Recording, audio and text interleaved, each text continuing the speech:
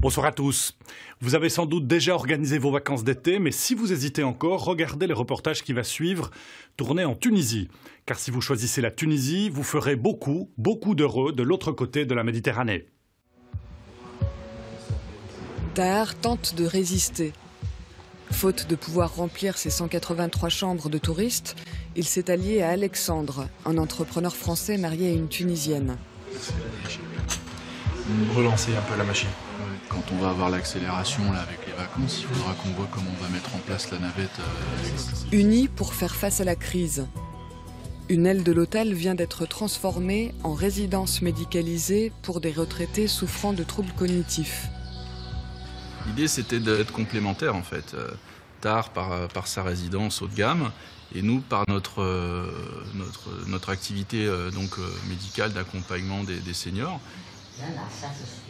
Ça répond de toute façon à une demande croissante de la part de résidents européens qui ne trouvent pas leur compte forcément dans des établissements. Mais toute l'idée est là, donc c'est d'accueillir ces personnes qui sont dépendantes, mais dans un cadre différent.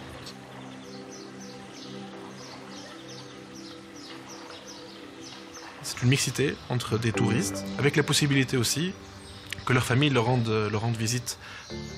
En fait, on peut dire qu'ils vont joindre l'utile à l'agréable, ils vont venir voir leurs parents et surtout, ils vont également, eux, prendre des vacances.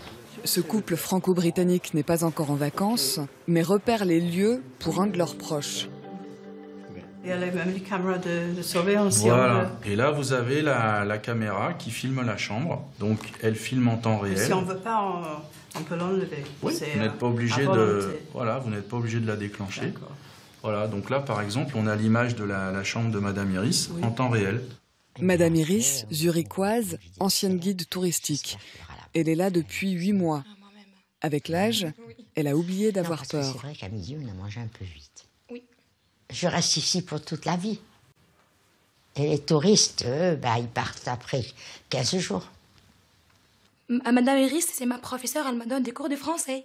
Ben oui, c'est pas spécialement pour moi, mais pour toutes les aides-soignantes ici. Oui, mais plus maintenant. Je peux plus maintenant parce que comme je suis à l'âge de la retraite, j'ai dû passer la retraite, j'ai plus le droit de travailler. Mais je fais ça en cachette. Oui, et quand elles sont vraiment mauvaises, je dis je fais pas de classe, je fais un par un, donc. Et puis voilà, je leur donne des cours comme ça.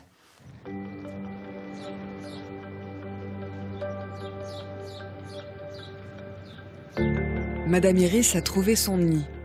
Ensemble pour affronter l'avenir.